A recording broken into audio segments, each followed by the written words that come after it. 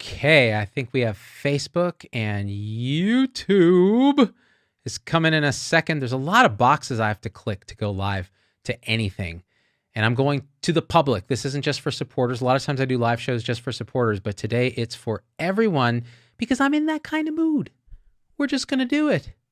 What could possibly go wrong? I got your chat open on YouTube and Facebook, and we're going to see what the heck is up. And it looks like Chance Briscoe is first on YouTube with the comments, and Christine Mallet is first on Facebook. So there's your distinction. All right, everybody, there's so much going on and yet nothing going on. Have you gotten that sense? Like there's all this news about the Johnson & Johnson vaccine, which by the way is great news. That vaccine actually gets better the longer from the single shot that you get. It seems to generate more robust immunity. It's really the perfect third vaccine because it's significantly different enough from the first two, but they're all effective. So get the vaccine that's available for you. And it's just great. It means, again, we're looking at the end of this pandemic straight in the eyes. Maybe it's a little too soon to start throwing the masks off and burning the mask bras just yet.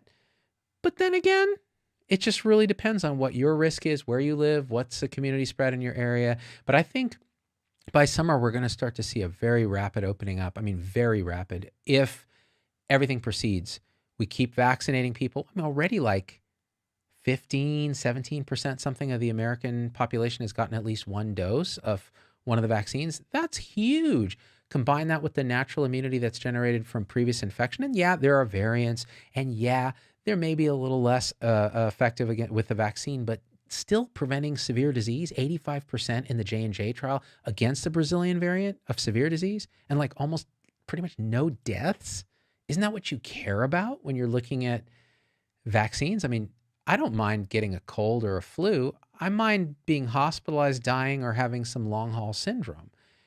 And I think increasingly we're going to see these vaccines are going to be our relief valve. They're going to be our way out of this in a way that social distancing and masking and all that just wasn't able to do, because you can't do it in a draconian enough way when there's already so much community spread. If you're New Zealand, you can do it. If you're Iceland, you can do it because you have a controlled geography with a patient population and low case load in the beginning. But like in the US, it's already everywhere. And it's just very hard because the messaging's been all screwed up. All the videos we've been doing have been talking about that. Love, Peace, and Harmony is our first big comment with $2 on YouTube as a super chat and says, the universe is being created consciously. All right, well, there was a time when I would have laughed at that statement and said, you're crazy. And I actually agree 100%. The universe doesn't create consciousness. Consciousness is the primary thing. And the universe is what consciousness sees when it looks at more consciousness. It's all experience. Like, I don't understand how we got confused that like the smell of a rose or the taste of chocolate was an artifact of our mechanical brain, when in fact, those are the real things. And our mechanical brain is what localized consciousness looks like to itself. But that's another talk. But thanks for derailing me instantly. Michelle Bray, when is it safe for a person taking the AstraZeneca DNA vaccine to take the mRNA version that is long-acting? So I think you're asking me if you've had the DNA vaccine or the AstraZeneca vaccine, which is a chimpanzee adenovirus vector vaccine, when are you then safe to take the mRNA vaccine? Well, my answer is you shouldn't have to. The AstraZeneca vaccine is very effective, especially against severe disease, and there's no real reason to then get a second vaccination with the mRNA vaccines. So I would say there's not a reason to do that. And honestly, there's a lot of this sort of misinformation around, meaning the way that the press has kind of skinned it, around like, oh, one vaccine is inferior to another, these mRNA vaccines are the best. Dude, they all work really good against severe disease, which is what you care about. Some have advantages, like the J&J vaccine doesn't need severe refrigeration and it's one dose. Hello, that's pretty awesome. I want to thank people who are sending me tip jar on PayPal. Li Ting Huang says, celebrating single dose vaccine. Pop, pop. I'm right back at you. Thank you. And Claire Lawler says, starting the month off optimistically. Yeah, this is the greatest. We're barreling into spring. The weather's going to warm up. The viral transmission's going to drop. Yeah, you're going to hear about variants, and you're going to hear CDC saying we're plateauing, and you're going to hear, but the truth is, as we exponentially vaccinate more and more and more people, you're going to generate community immunity. There's going to be less targets for the virus to replicate, and we're going to wake up. And by the way, I still hear from counties and places that they're like, well, we don't have a plan for opening schools yet. Well, you better get one like yesterday, because we're going to look back on school closures and be like, yeah, that was a mistake. Why did we do that? Now, it's very hard to open schools when community spread is so rampant, because the fear factor, because teachers are going to get infected in the community, and then they're going to say, well, was it the students, and what's going to, kids will test positive, because when you test them, they'll test positive because they may get infected, but they're not going to get very ill, most of them. And, coronavirus has killed roughly a little bit more than the number of kids that would die in a normal flu season, but there's no flu. So it's offset by the fact that flu is completely gone. And the reason flu is gone is multifactorial. We don't know the single answer. It's probably all these things. The fact that we closed down international travel, the fact that we closed schools, because guess what? Schools are a vector for flu.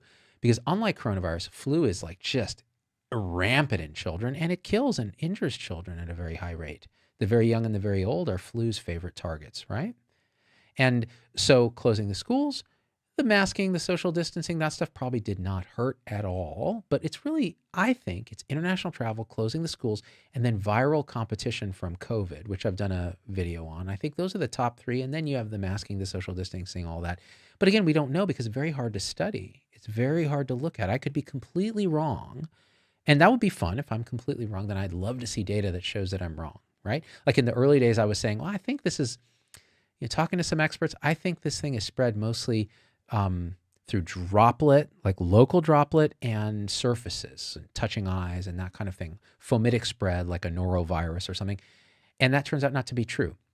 So then the data comes out and you're like, oh, no, I was wrong. Great, I was wrong. I don't know that anything I recommended at the time would have been different, with the exception if I would have been aggressive about masks. Instead, I was like, I think masks for the public are just going to cause people to touch their face more. And there isn't good data for it, except for the precautionary principle, which says, well, it's not going to harm people. But I was like, well, maybe it will, right?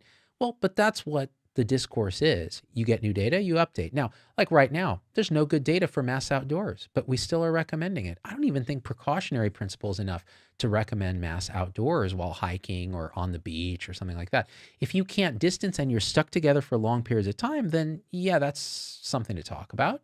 But really, I just don't think, and people are like, well, you're just triggered because you can't hike without a mask. And I'm like, yeah, I am. Because it literally stops me from going hiking, because I go, God, I really want to hike today. It's a beautiful day. There's a sign there that says you got to wear a mask at all times on a trail. And I'm like, well, that sucks, because that's not how I go. That's not why I go into nature. I go into nature to be one with nature. And I don't feel that way with a mask. Now, that's just me. But if it's enough to dissuade me from getting out, where, by the way, you are safest from COVID, it's much worse that we've been telling people stay inside and stay home, because then that's where poor ventilation, close quarters, right? Prolonged exposures, they happen inside. That's why it rips through households. And remember that this disease is over dispersed. And that just simply means that very few people, super spreaders, hyper emitters, tend to cause most of the disease. And that almost always happens inside, right? A lot of people don't transmit COVID at all, or they transmit to like one other person. It's like very, very minimal. But these hyper emitters, just for some reason, they shed a lot of virus, and then you put them in a room with a bunch of other people with no ventilation, even with masks and all that, that's not going to be enough. So you got to work on all the pieces to make it as safe for as many people as you can without destroying society, which means you're not going to have perfect safety. You're not going to have 100%, because that's a culture of safetyism that will get you nowhere. Allison, thank you for the 1,000 stars on Facebook. For people who don't know what stars are on Facebook, they're like a tip jar on Facebook. I get like a penny per star, and we put it into all this gear that you see. By the way, it's really funny. So I just did an all hands meeting for Zappos, which was a company CEO'd by my late friend Tony Shea, who is just that's a whole nother talk. But it was a Q&A about COVID, and they had great questions, a lot of the same questions you're probably asking in the comments. And sitting down, having a rational discussion is so much better for people than the crazy media doom bait headlines and crazy talk. So let's look at some of your questions here. And it may take me a second to narrow some of these down. Could the increase in symptomatic cases in the first 8 or 9 days after the first dose be due to otherwise asymptomatic COVID plus vaccine symptoms being classified as symptomatic cases? Jim Baker. That's a great question. And that's a methodology question of the trials. So in other words, if you have a few symptomatic cases, maybe you're misinterpreting vaccine symptoms and then you would have been asymptomatically infected anyways. But I don't know that it's going to make a big difference in the long run. I think the big issue is, are people dying? Are they being hospitalized? Do they have severe disease? It's very hard to study like long haul symptoms, like the brain fog and all of that. But I think, I think the vaccines have been extraordinarily effective in that. And you look at the Israeli data too, it's really good. This is great news, you guys. And I was really skeptical about these vaccines. I didn't think we'd get to this point. It's crazy. Even Fauci was like, I don't know, a year and a half, maybe we'll have something. I mean, and part of the reason I was so upset early on about how hard people were trying to bend the curve is I was like, to what end? If we never get to a vaccine, if there's never an effective vaccine, then we're bending the curve for no reason. Everybody's going to be infected eventually. You only want to bend the curve under the threshold of where hospitals get overwhelmed. Otherwise, if everyone's going to be infected, then don't destroy the economy. Don't destroy schools. People can get infected at a slower rate. But now that we have a vaccine, that's a tough sell, because now this is a preventable disease, which means if you're at high risk, you want to prevent yourself from being infected until you get that vaccine. It changes. You see how new data, new science, new emergence change the calculation. It's not a single static thing, and it's also not a one size fits all. It depends on your own risk and your own calculation of it. Sarah Moore sent me $20 on YouTube. Dr. Z, did you see Dr. Offit's thing on CNN where he said we should wear masks forever during flu season? Was that taken out of context? So disappointing. I think I saw him on your show and he was so great. Okay, let me comment on this. I didn't watch the clip, but I'll say this. I know Paul very well, and I know his take on this. What I suspect he meant, and he said this on my show, is wouldn't it be great if during severe respiratory illness seasons, like we have a bad flu season, bad RSV, something like that, even coughs and colds, if people voluntarily would just mask up when they go in a grocery store or something, or in these sort of dense environments, because you would, like we've seen with flu, if that's a component of what flu is, you guys know that I'm more biased towards the other things. Could it be that we just have much less morbidity, sickness, missed work, mortality, people who die of flu during those seasons? And I don't think that's unreasonable to say. I think the way people are pulling him out of context is saying, oh, see, it's mask creep. It's safety creep. If masks are good here, then maybe we should wear masks forever. I think a lot of Americans have had it with masks, but then a lot of Americans are like, you know what, this isn't that bad. And we've reconditioned ourselves to say, okay, in a bad flu season, maybe I'll throw a mask on, and it's no longer a stigma. It's no longer like you're sick walking around with a mask, because that's how it was. Like, I mean, I felt the stigma early on wearing masks. I'm like, why am I not in the OR? Like, this is weird. And I didn't like it. And it still bothers me a little bit, but I'm so used to wearing masks now. Like, so I get it. And I understand why people would be upset with him for that, because again, it's safety creep. You worry about safety creep, like this idea of safetyism, like, well, a little bit. And there are those who feel on the more libertarian wing of the side of moral matrix that all of this is about control and it's not about safety. It's about controlling the public. But honestly, why would you want to control people and forcing them to wear masks? It's kind of like, that's the most boring form of control you can imagine. Now, having them be compliant and all that, you could argue it's a slippery slope, et cetera. But I don't know. I don't care so much about that. I just care about, okay, what's going to do the most good for the most number of people and cause the least harm? And masks are not without harm in the sense that people who are deaf can't read lips, the facial expressions are damaged, our socialization is damaged, 100% damaged. Let's not lie. It's like Zoom. Like, do we really think Zoom is a replacement even for a phone call? Like, a phone call is so much better, a phone call with no delay. So not one of these weird cell phone to cell phone calls where it's, there's a slight delay, so you can't talk over each other properly. There's just enough delay that you talk over each other inadvertently. but more like a real-time conversation on a phone is vastly better than what Zoom does. Because what Zoom does, it forces you to stare in my eyes the whole time, which is unnatural. You have to read body language, but there's not enough cues there that are subtle and three-dimensional, auditory, visual, even smell cues that, it's taxing. It's taxing on the human psyche. And the audio is shitty, and there's a delay so that you can't have a real-time give and take. That's a killer for interaction. So, masks are similar in that they affect this. You can't see my facial expressions, can't read my lips if you're hard of hearing. You feel less connected to others. So there's a downside to it. But, you have to weigh the risks and the benefits. What are the benefits? Thank you, Lisa Percy, for the tip jar, $20 on PayPal. I see you didn't get derailed by my magnetic pole shift comment. Anyways, I'm waiting patiently for any of the vaccines.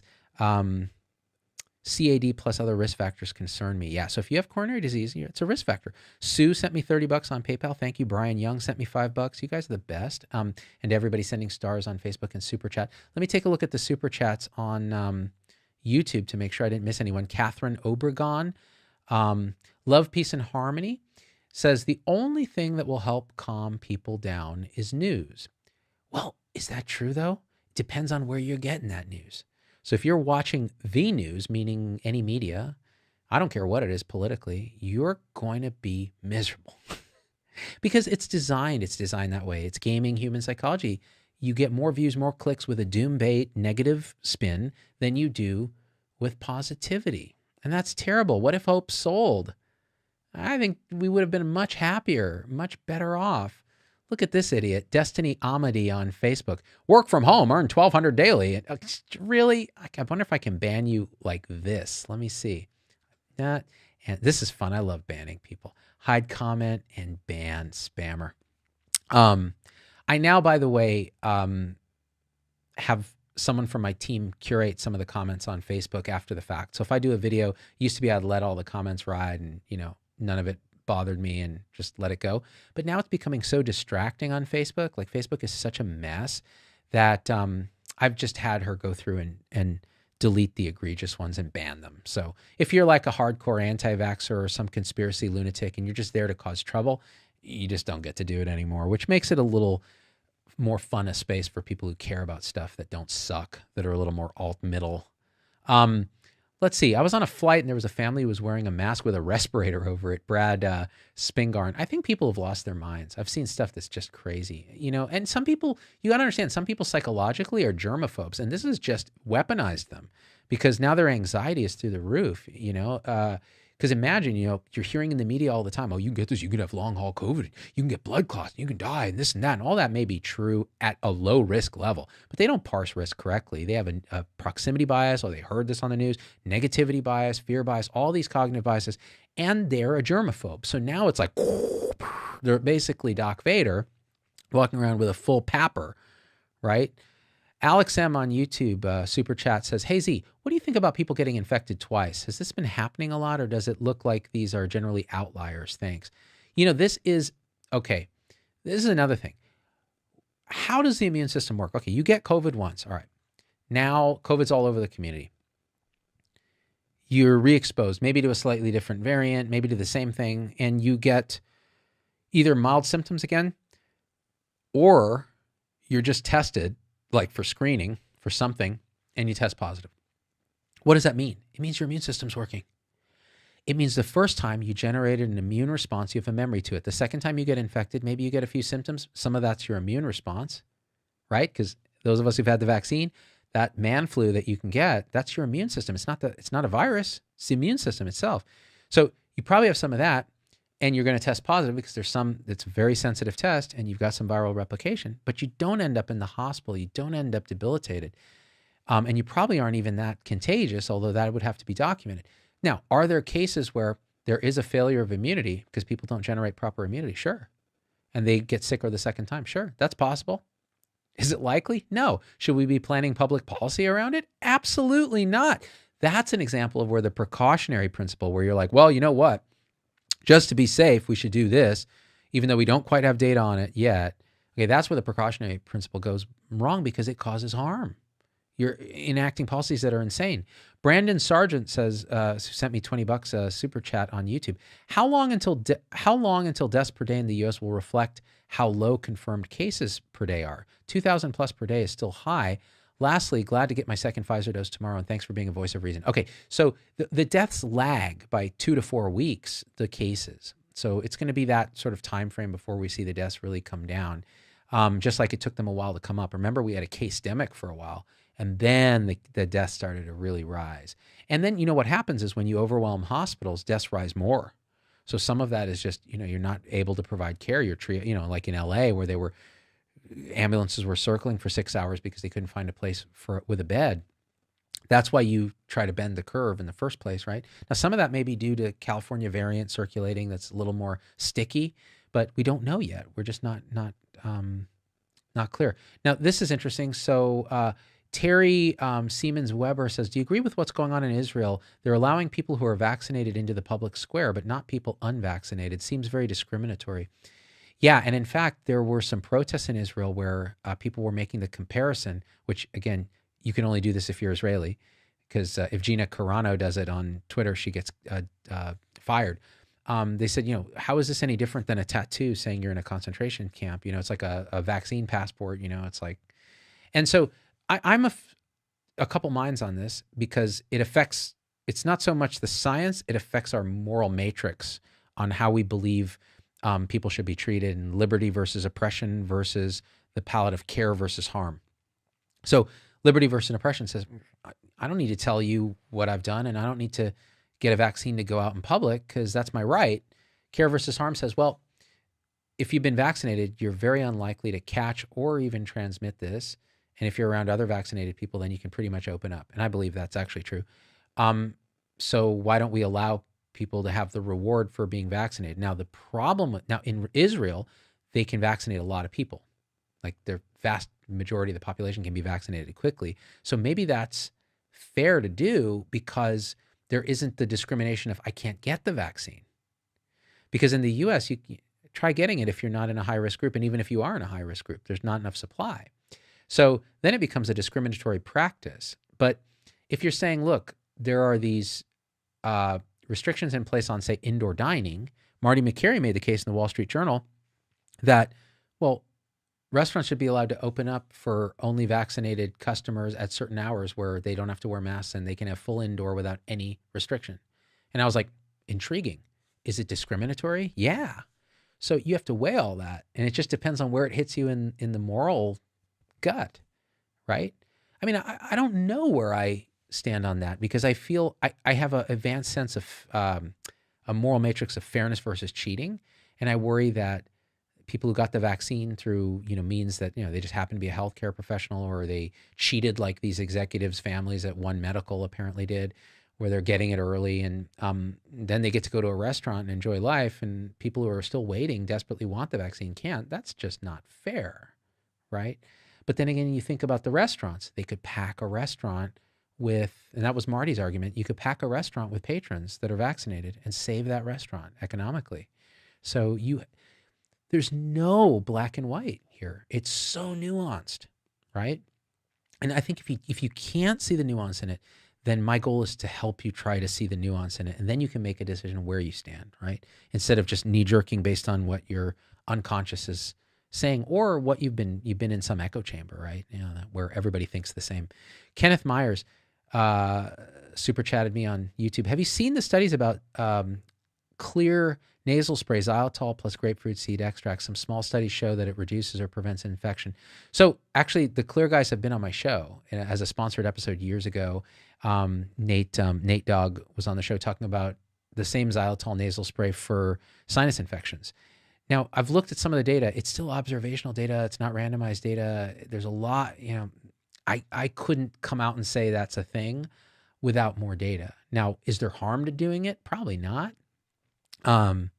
So, keep an eye on the data for that. And, Nate's a good guy. I think his product seems to make people happy, but I can't in good conscience say scientifically that I'm convinced that anything that I've seen short of like dexamethasone has had a massive effect on coronavirus. It's hard to study, let's be honest.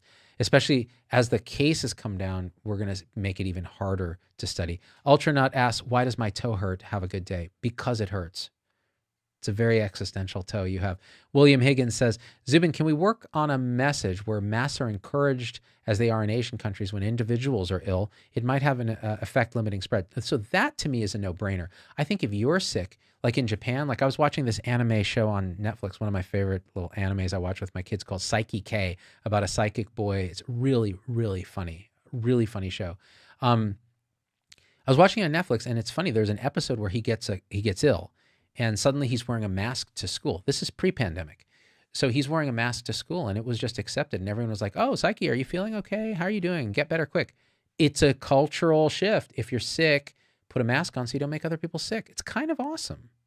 I don't see any problem with that. You know, we could learn a lot from that cultural shift, I think. Now, Americans are such assholes that we just be like, fuck you, you're going to get sick too then. Sorry, I cursed, but sometimes I do that. Let's see. Let's look at Facebook for a second here. Where are we at? Thanks for the stars, Rindy. And thank you, Christy Columbus, for sharing my PayPal link. Let's see. How long after second dose, says Kalman, if I need to take a, damn it. And then it scrolled out of my ability to look at it. You know, I'll never understand what is going on with Facebook. Hang on, I'm going to try something else here while we're talking. Well, I'll look at YouTube while I'm looking at it.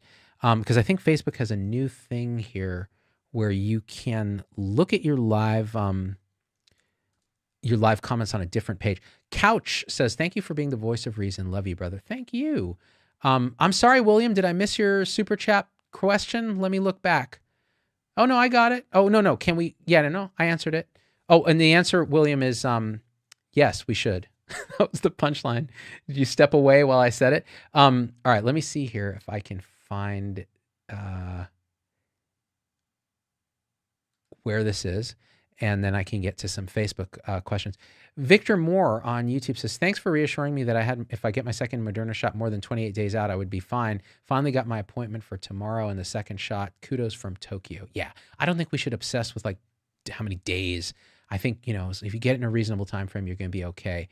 Because I think, you know, again, you really just have to look at the fact that, you know, we have limited data on this stuff. Okay, I can't figure this out at all. I have no idea. Maybe it's in Insights? Should be in public. Oh, Creator Studio. That's where it is. Hang on. Sorry, guys. I'm learning Facebook as we go. They change.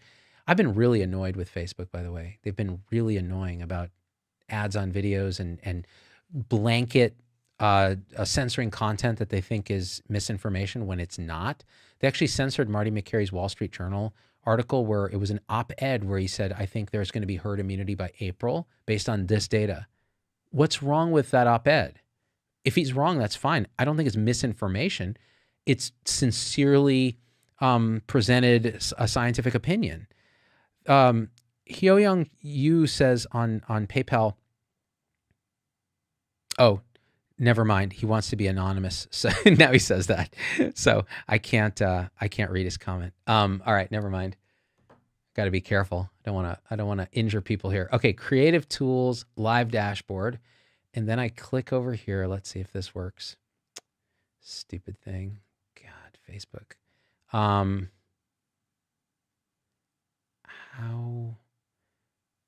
I don't even know what they've done here.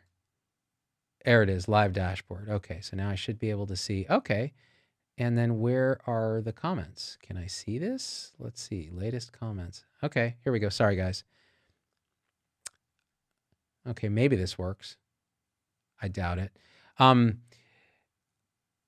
betting the question was, how long after the second dose can we take some pain reliever? Says Tanya Angusser on Facebook. In assuming I'm cold, I'm assuming I'm cold and tired and sore because on day 5 of an 18-day stretch at work, not because I had my second dose of Mrna on Tuesday. No, it's because you had your second dose. And this is what I think. I don't think we have good data on this, but this is what I think. I think I would avoid Advil as much as you can in the setting of vaccine because it's a little more of an immunosuppressant. You want your immune response to be strong. Tylenol, I think I wouldn't necessarily pre-treat people. I would treat, if you're having symptoms and you're like, this is really not, I'm not able to function properly, take some Tylenol. And that's what I did about 30 hours into it, because I was incapacitated by headache. I couldn't function. And I'm like, okay, I'm going to take a gram of Tylenol. And I did, and everything got better. I went to bed. I woke up. I had no problems at all. And I think by then I'd already had the immune response I want. Brandon Sargent says, what studies or pieces of data are you most looking forward to coming out about the virus, vaccines, treatments, and why? I'd love to see data. Oh, that's a great question. I'd love to see data on long-term immunogenicity of these vaccines. I'd love to see more data on variants in terms of actual outcomes like hospitalization and death, because that's all we care about. I'd like to see the 2-dose data on the Johnson & Johnson trial. So what happens when you give a second dose? Is it better? I'd like to see the data on Johnson & Johnson months out, because there seemed to be evidence that it actually immunity improves the longer out you are. So far, what they've tested. Now, there's going to be a limit to that for Johnson & Johnson. I would love to see bigger picture data on the effect of school closures and our response to coronavirus pandemic on actual health outcomes like substance abuse, depression, mental health, domestic abuse. Those are things that I would love to see. I'm sitting a little far back, aren't I? Am I even in focus? Let me sit up a little bit. I just noticed on my monitor that I'm moody. Look at me. Look how moody I am, guys, and out of focus. Oh, you know why? Shit. I turned off the autofocus on this thing. God, I'm such an idiot. You guys have to understand this. To run the show myself, because there's nobody here because of pandemic, I have to click about 1 trillion different checklists, and I always miss something. Let me turn the autofocus back on. Watch this. Nope, it doesn't work. Hold on. Continuous. There it is. Now watch. Now when I sit back, I'm in focus. Not that anybody cares, because they're all watching on tiny screens. God damn it. Sometimes I hate my life, but nobody cares. These are my problems. These are my first world problems, guys. By the way, so the point was I did the Zappos all hands, and I use this rig. So you have like all these people on Zoom, remote all hands meeting. Normally it's done at the Smith Center in Las Vegas is a big event, 1,000 people there. And instead they're all virtual. And so everybody who's speaking is on some little, Zoomy kind of crappy little webcam with a little mic and so on. And then I show up looking like this. And everybody thinks it's pre-recorded. They're like, oh, what is that? What the heck? They don't realize this is a massive setup that can also be streamed by Zoom. So yeah, it's a little off-putting. Yeah, we all hate our lives, Pilar Hernandez. Isn't it true? Actually, I got to say I love my life. And I'll say why, because I have wonderful family, good friends, and I get to interact with you guys. I get to interact with you guys on the level that I am comfortable doing it. So get philosophical for a second. I don't like people that much in my face. I really don't. I don't like mentoring people individually one-on-one. I don't like people in my, up in my face all the time. I don't like parties. I just don't like those things. I'm a little bit of an ambivert that way. But I love connecting with people as a teacher in a scenario like this. And so I'm very happy because I get to do that. And you guys allow me to make a living doing it because you support the show as a supporter on YouTube, Facebook, locals, by PayPal, by Super Chat. And that's a blessing. And I'm deeply grateful to you guys. So as much as I love to complain, oh, my life sucks and oh, my focus is off, I am so grateful. And I think focusing on gratitude in our lives is it's a medicine. Everything gets better when you focus on what you have and what you've been given instead of what you don't have and what you want. It really is. Carlina Cole says, you aren't a teacher. Well then, I guess I'm not a teacher because Carlina says so. Carlina Cole says, tax that money. They do, Carlina. Come on, bring me more troll, Cole. Sketchy, oh really, hey, nope, flip the script. Those are the best comments she can come up with. I love trolls. Christine Dalton says, please, please, please, your opinion on who wouldn't qualify for vaccine. This is what I think. We ought to be broadening it to every single person who the EUA covers, the emergency use authorization covers already. We just don't have enough vaccines. So it ought to be elderly people, people with any chronic disease, people who are obese, certain BMI. If you look at who are the most at risk based on Marty's study that hasn't been published yet, it's in medRxiv, sickle cell patients are number one for mortality if they get COVID. Dialysis patients, people with chronic kidney disease, and then anybody who's had leukemia or those sort of blood cancers are at very high risk. And then all the other stuff like, congestive heart failure, diabetes, et cetera.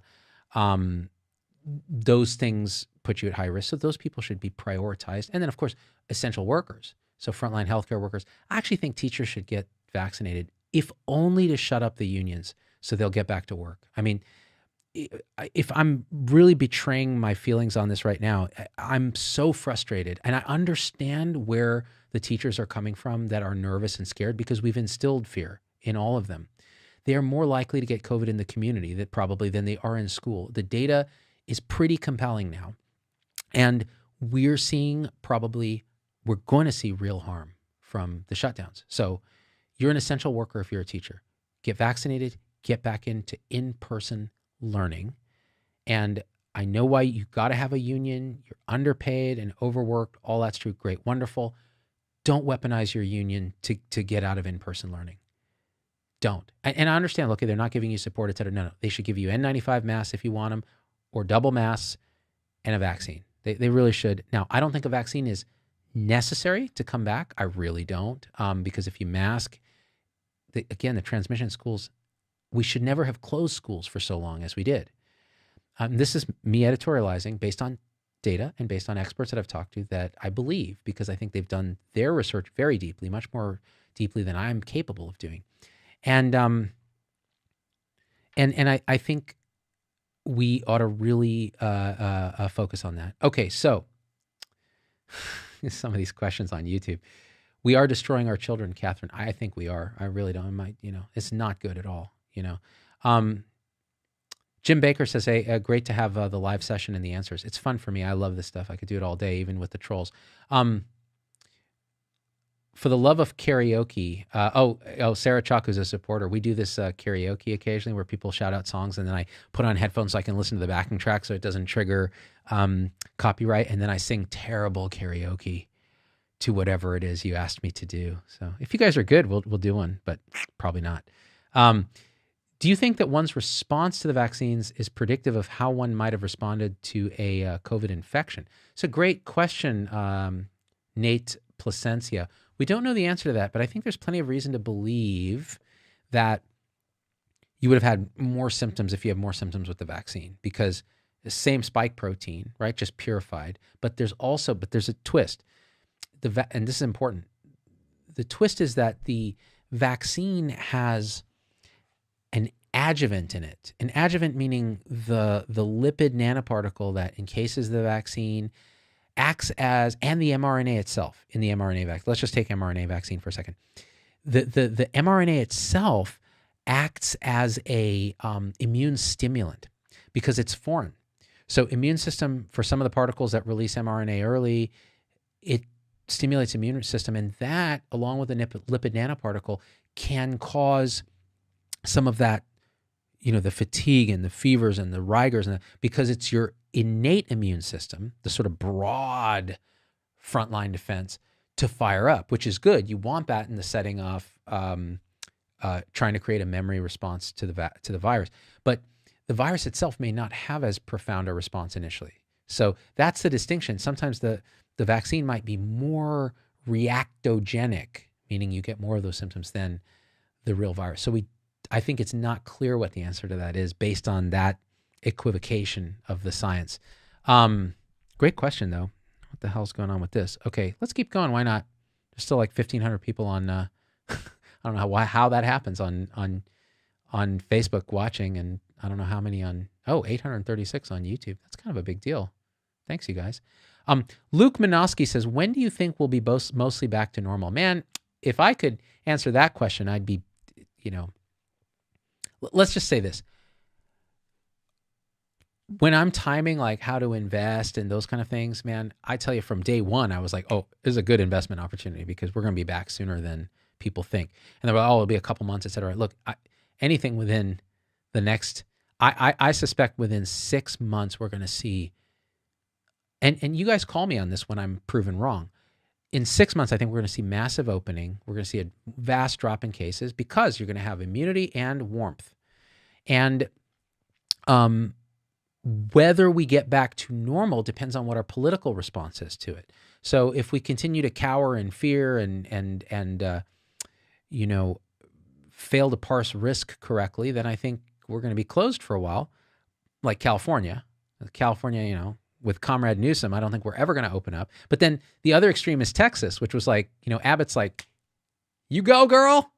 I mean, open up now.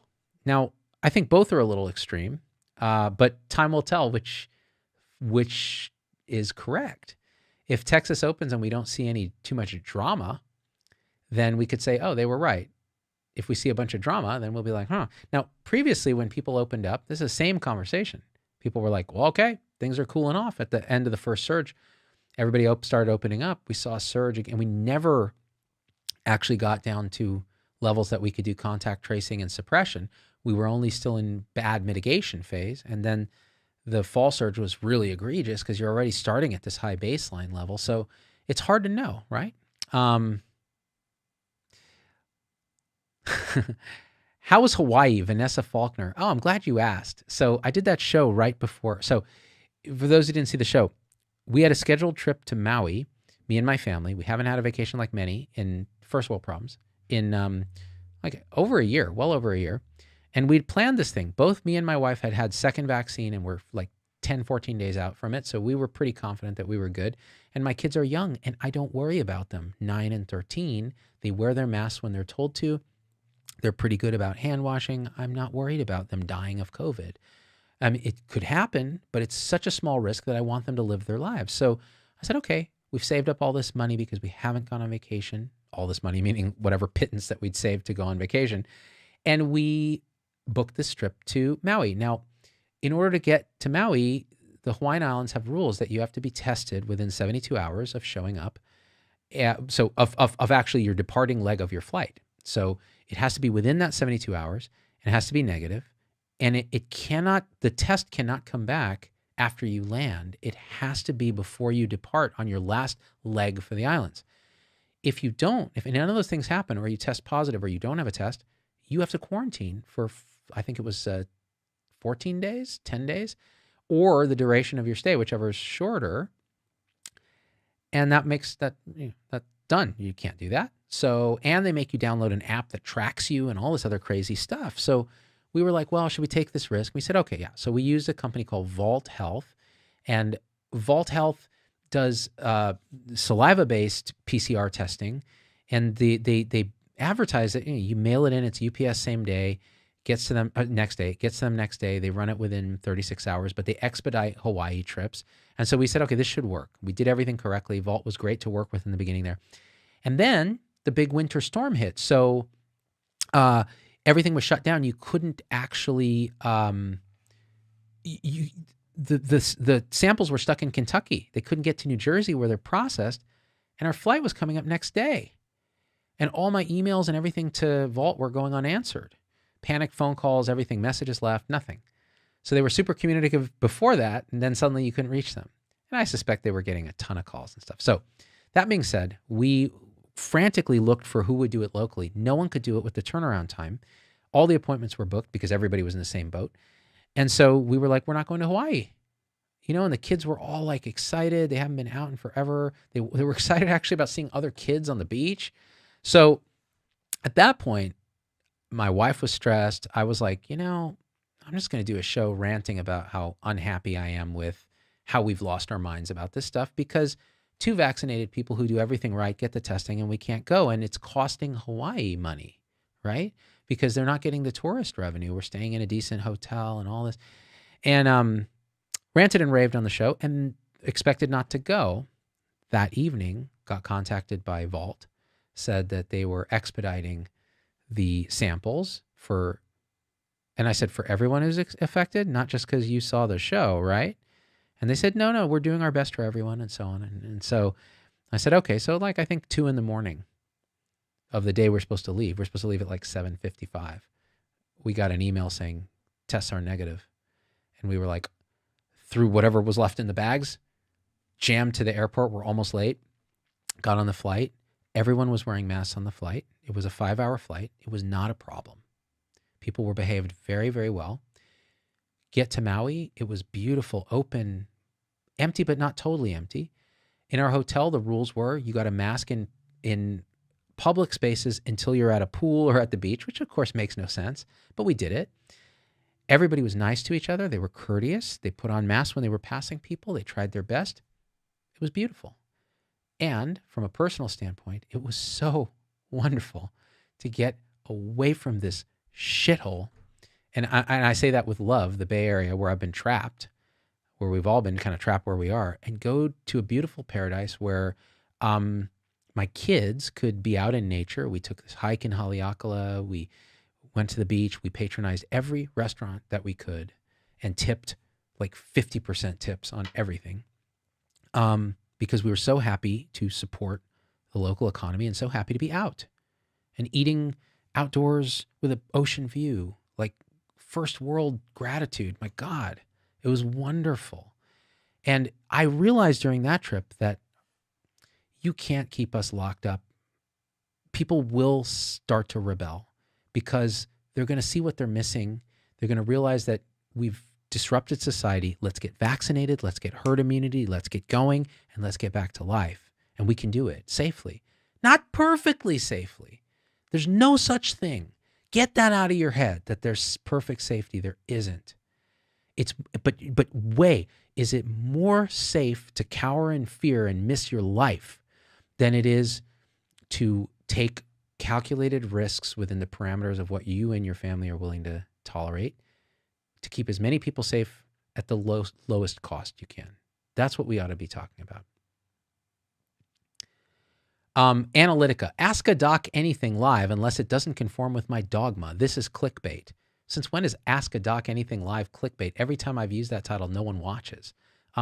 What dogma? Ask me. I'll tell you what I think. If that's dogma, then, I mean, my name is the dog, so maybe it is dogma. I don't know. Sherry Armitage, because Hawaii is doing it right around mental health in our Arab community. I don't know if you're being sarcastic or true. I hope that's true, Sammy. What do you make of, what is this? Hold on. University of Alabama said there should be full capacity for football in the fall. What are your thoughts, Luke Minosky? I think it's likely, unless we're missing something with a new variant that we haven't seen that really resists vaccine, which I think is not likely if we get this thing happening now.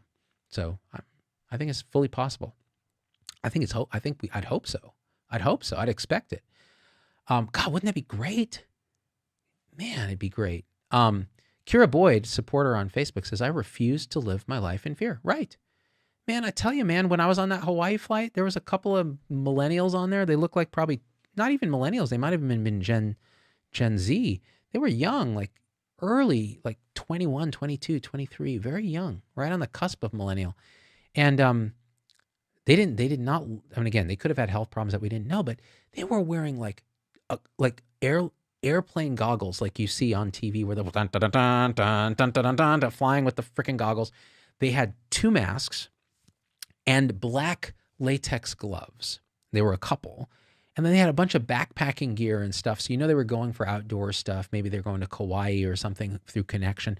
I don't know. But I was like, kids, stop. This is crazy what you're doing. Unless I'm missing something in your personal history, like you have sickle cell disease, this is crazy. You're living in fear. Take off the goggles. Wear 1 mask. Lose the gloves. If you got COVID, you'd probably be fine. Just so you know.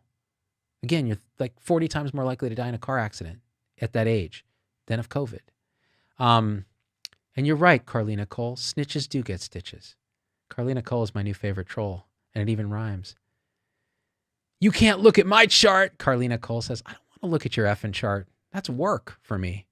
Oh, good. My wife's on her way home. Let me text her.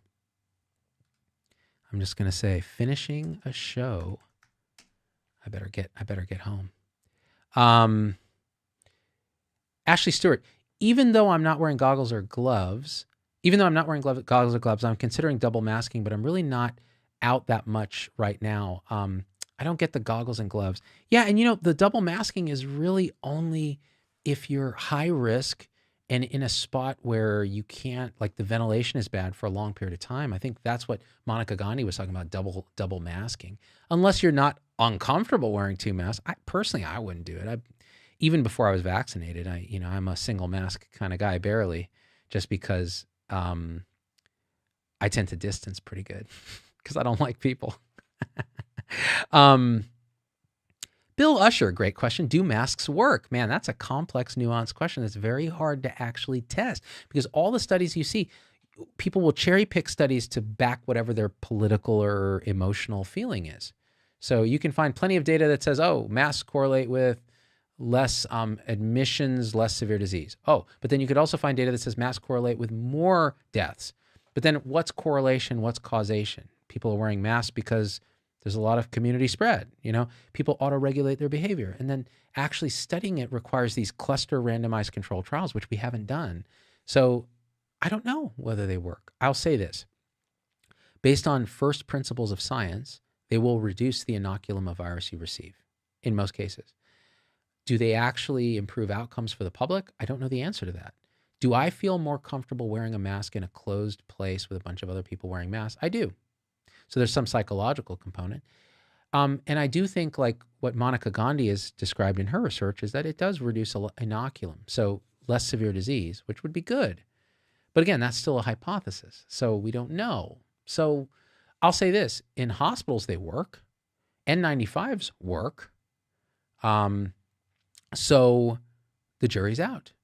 Do I think a mask mandates for people when they're indoors in public facilities are bad? No. Do I think mask mandates outdoors are bad? Yes. Where's the science for that? There's barely even a precautionary principle for that. I think that's crazy. But I comply with it. I'm not going to read Rick's comments because it's too good. Terry says, Texas 100% open. I'm a little worried, but excited too. What do you think? I talked about it a little earlier. I don't know. I think time will tell. I think it's a little, again, I think an extreme action. I don't know how extreme it is because he's just saying the state mandates are going away. You can just decide what to do. So it's more of the libertarian approach, which is let people decide. The problem is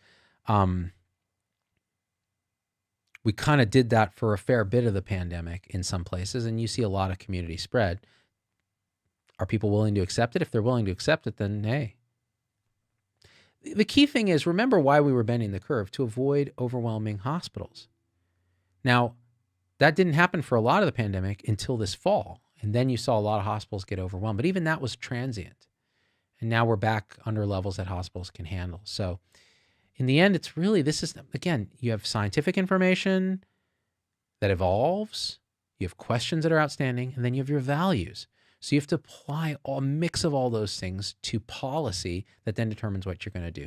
Sarah Moore, another $19 on YouTube. The only studies that support cloth masks are on mannequins, forcing people to wear cloth masks. Well, look, Sarah, my instinct on cloth masks is not that they have this massive improvement in outcome, but I do think that they make something of a dent. I like surgical masks. I think cloth masks in general are silly. I like surgical masks. In the absence of that, I like N95s. I wear just a surgical mask because I get them at the hospital and I wear them, and you guys will hate me, but I wear the same surgical mask for like a week because I don't care. I'm not going to get pneumonia from my own germs. And I wash my hands compulsively because I'm OCD. So you can yell at me for being a wrong mask user. I also don't rub my eyes all day. EDMD Aware says, what's the threshold for herd immunity? That's the goal, isn't it? Not 100% vaccinated. No, it's not. And this is a controversial thing because we don't know, and it depends on the variants. So if the variants are more contagious, the threshold goes up. If the variants are less contagious, the threshold goes down. If there's already a bunch of existing immunity from natural infection, the threshold goes down. So I wouldn't even speculate. I have no idea what the actual threshold is. I know that we're going to reach some version of it sooner than we think, like by the end of the spring, early summer, I think. and so on. Linda Chatfield, what is wrong with cloth masks? Well, there's too much variation in cloth masks, Linda. So some of them are just a single ply bandana. They don't do anything to give you a false sense of security. And some of them are actually quite good. So it's really an education problem with cloth masks. And the reason we even said cloth masks is because there was a shortage of real PPE. What the government should have done is spun it up quickly and given everybody surgical masks, but we didn't do that. So Daniel, who hit me with some pounds or euros, is it, on YouTube says, Doc, what's your take on ambulance service, paramedics, and rapid development of that branch of healthcare? And when will we get an ambosexual song? Yeah,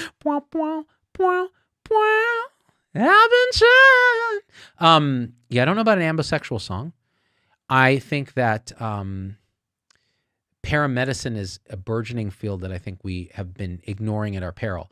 I think it is the first contact with people in their homes where you can detect things like abuse, bad, dangerous home situations, et cetera, and prevent hospitalization. So we ought to be really upscaling and allowing our paramedics to get the level of education where they can practice at the top of that and really do good at bending the whole cost curve and outcomes curve for medicine. So that's my take on paramedicine. Donna Allen, surgeons stop wearing cloth masks in the OR for a reason. Yeah, I mean, medical grade surgical masks are dope. Hey, Tracy Collins, steel case think chair. Nice. Let me show you this chair. So, oh, shoot. Sorry. This was a chair I got a few years ago for my office in Las Vegas when I was in Las Vegas. And I used to have these cheap Costco chairs here in the studio, and I noticed that the ergonomics was so bad. My mouse is like right here, and everything was just janky. I was getting like lateral epicondylitis and weird phenomenon. So I brought my steel case chair from home and sat it here. And ever since then, it's just been a couple days. I've been like, this is so great. There's an armrest that you can adjust the height of, which is key. So you can put your arm on it when you're using the mouse. And it doesn't look that great, I guess, on camera, but who cares? I don't know. The color's not quite right. You know, let's see here. Look at Carlina Cook, so desperate for attention. She's speaking in all caps. Claire McAuliffe on Facebook says, I can't believe homebound seniors can't get the vaccine. My mom's 81 and can't sit in a wheelchair. Her doctor that does house visits can't get his patients vaccines. It's crazy. That's nuts. And part of it is, I think, again, these refrigeration requirements can be weird. So maybe the J&J vaccine will be a lot better from that standpoint. George Ural on YouTube says, if someone has been fully vaccinated, is there a high risk of spreading COVID to those who are unvaccinated? Yeah. So we don't know the answer to this, but every first principle of previous vaccines and immunology says it's very much less likely than unvaccinated people spreading. So by being vaccinated, you have a robust immune response, your viral loads are going to be lower, there's going to be less spread. And as it is, most of the spread comes from these hyper emitters anyways. So I think that, this idea that vaccines won't help stop the spread is insane. That's just fear-mongering lunacy. And it's hyper-safetyism from public health people that take that tack. By the way, I've got to say one thing. I did a show the other day about the good news of the pandemic and all the public health mistakes we've made. And a lot of public health people reached out to me very hurt that I kind of lumped everybody into one thing. Thank you, Leslie, for the $20 on YouTube. That I lumped all the public health officials into this attention-seeking drama queen sort of bucket. That was not my intent. When I do those pieces, I'm in a flow state and I say what I say. Sometimes I'm not as clear as I should be. And what I meant to say is there are public health people on Twitter, mostly on social media and sometimes mainstream media, that really love painting gloom and doom pictures and not looking at actually what we can do, and instead saying what we can't do. Saying things like your social bubble is burst, don't go anywhere for Christmas, this kind of thing. And that is not good public health. It's not harm reduction. But I had a few public health people reach out and they were quite hurt. They were like, you lumped us in. We've been having the hardest time. We're underfunded. Everybody hates us. Like we thought you were our, champion, and you're so science-based, all this. And I was like, oh, that's sad. I did feel quite bad about that because these are amazing doctors and nurses and MPHs and and especially the ones that are like on the right side of harm reduction and so on. It's like, no, I have no beef with you. I think you're fantastic. It's those bad apples, and I wasn't clear enough in the video. So I regret. Notice I didn't say I apologize, because I don't say I'm sorry, bitches, because I meant exactly what I said. I just wasn't clear enough, and I regret that, because it might have hurt some people that I didn't want to hurt. Have to be very clear, because, cancel culture. Mindy, dude, the trolls are whack. I feel you, girl. I like trolls. All right, so this is the last one I'm going to take. Brandon Sargent, because my wife is yelling at me, who super chatted me on YouTube. I love this YouTube thing. You guys are great. What are some of the biggest takeaways, observations, and lessons about society you've learned in retrospect, looking back on the pandemic? Okay, what a great question. All right, let's get intimate for a second here, Z-Pack. Hopefully the focus works. All right, so you can see all my crow's feet. This pandemic has taught me something crucial, which is the social media algorithms that we've allowed to unfold, Facebook, YouTube, Google, Twitter, that reward division, misinformation, political polarization, have divided us to the point where a pandemic happens and we're divided over things we should not be divided over. The pandemic has taught us that our societal cohesion is so fragile because we no longer talk to each other in person. We stare at a phone. We're addicted to social media, which rewards the worst kind of human behavior. We look at science as a political bludgeon. Have you followed the science? Like there's one answer? There's no one answer. Science is a process. Can we talk about it rationally and lovingly with each other so that we can figure out where policy, emotion, politics, and science intersect? We come up with some strategy. And that division has been, so now the family members are not talking to family members because of their stance on masks. Like loved ones are estranged from each other. Friends don't talk to each other. This is artificial. This is big tech companies hacking our source code, not intentionally, but with a revenue motive. And we need to change it. And part of the way to change that is you change how social media companies are paid and how creators are paid and how news people are paid. Right now, they're paid to generate clicks through so that ads get viewed.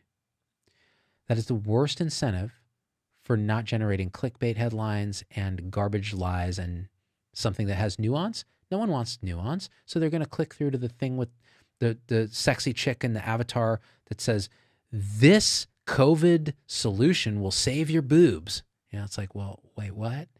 And we need to change it to something different. Like right now, my show is supported. Yeah, I put the ads on there because, hey, if you're in the public and you're not a supporter of the show, you get to watch some ads. But I'm not gaming stuff through clickbait and trying to create division to get views, because I have a supporter group that pays a small amount a month, $5 or up, whatever they want to support at, to have honest, authentic discussions with me and to hold me accountable. So I get plenty of messages from my supporters saying, I unsubscribe because you took this tact and I don't like it. And I'll respond and say, hey, I appreciate that. I'm sorry to lose you, but thanks for the feedback. Whereas the public can say anything to me. I'm like, fuck off. You have no skin in this game. You're just a troll. You're the wide open internet that I hate. But by changing how I'm paid, like I no longer care about sponsors. I don't care about clickbait ads. I care about being authentically me with you. And that grows my supporters, which pays all the bills. That's great. That's maybe one future for internet and social media. Micropayments or something like that. Who knows? But it ain't what we're doing now. So that's what this, and again, I take out of the pandemic the lesson from my standpoint. Like there's millions of lessons, but this is the biggest one. The other lesson is that science actually works. These vaccines, are you kidding? I'm like hella pro science. I'm floored. I can't even believe what a great job was done here, you know? And that was a public-private partnership. It works. So, hey, you may hate the private sector. You may hate government. Put them together. Do it right. It works. There you go. All right. I love you guys so much. I really do. Even the trolls. They're trolls because somebody touched them. in a bad way. I don't mean sexually. I mean reached out and abused them, bullied them, hurt them, and now the only thing they can do is write in all caps on some stranger's webpage, and it's heartbreaking. And I think that's the biggest insult I can give to a troll. It's not what's wrong with you. It's what happened to you. All right, guys, I love you. Thanks for the stars, Scott Potratz. Thanks to everyone who gave me stars. I'll go through and like your comments afterwards and read your comments. Love you guys. Until next time. Now I got to figure out how to turn this ish off. Hold on. A lot of buttons. All right, here we go. Bye-bye, y'all.